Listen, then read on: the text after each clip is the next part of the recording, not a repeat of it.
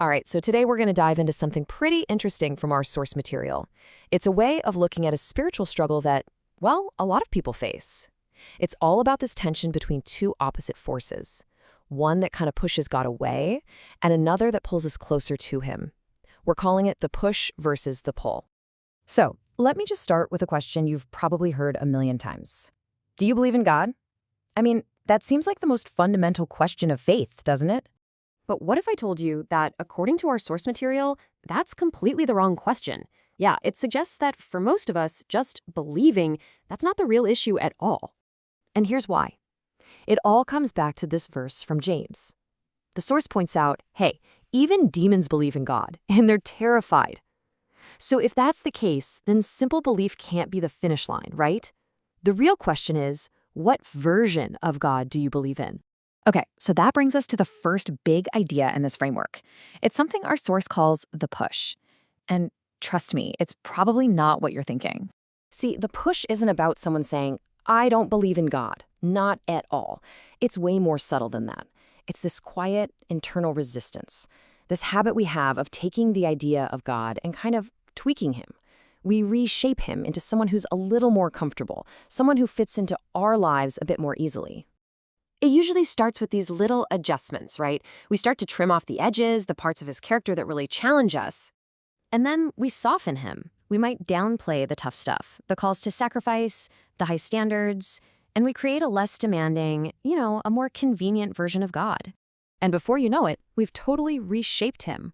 We end up with this custom-made God that perfectly fits our personal story and our lifestyle instead of us changing our lives to fit him. So, what's the big deal? Why does this even matter? Well, this is where it gets really, really important.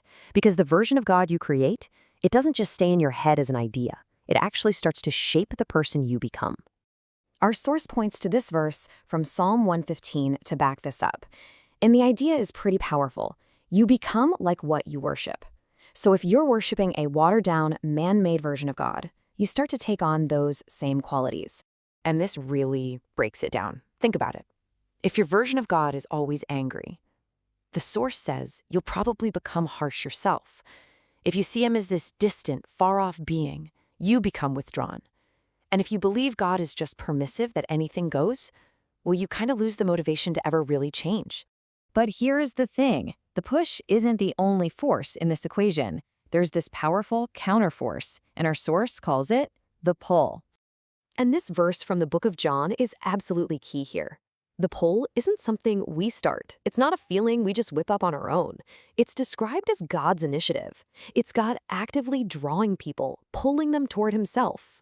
So while the push is us trying to reshape God, the pull is this deep internal conviction, this sense that God is inviting you closer to who he really is, not the comfortable version you might have built. It's like being drawn toward the truth. But here's the really crucial part. This divine invitation, it doesn't always feel warm and fuzzy. In fact, a lot of the time, it feels like tension, like a pressure, a stretching, this internal tug-of-war between the person you are right now and the person you're being called to be. And that tension, it puts you smack in the middle of this spiritual battle. This is the space where the real fight happens. Yeah, this is the battleground. It's that space right between who you've been, the product of the push, and who God is calling you to become through the pull. It's a place of decision.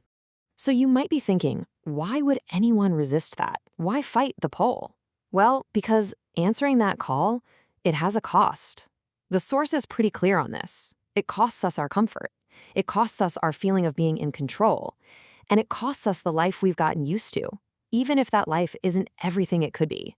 And honestly, a lot of times we just prefer what's familiar over what could set us free. And this really shows you how serious that moment is. The source uses this verse to say, look, the real issue isn't not knowing. The real failure is feeling that pull, knowing what you should do, and then choosing to do nothing about it. So all of this brings us to the final piece of the puzzle. The whole thing comes down to this. It's not about what you hear or feel. It's about the move you make next. The source basically breaks it down like this. First, there's hearing the truth. A lot of people get to this stage. They hear God's word, they feel that conviction, that pull. But the real change, the kind that transforms your life, only happens when you get to step 2, responding with action. You have to actually move and put that truth into practice. And this last quote just nails it. The blessing isn't for the person who just hears the call. It's for the one who hears it and then does something about it. It's the doing, not just the hearing, that really changes everything. So we're left with the question that this whole framework is built on. Our source material lays out this choice, right, between this subtle resistance and an active response, between the push and the pull.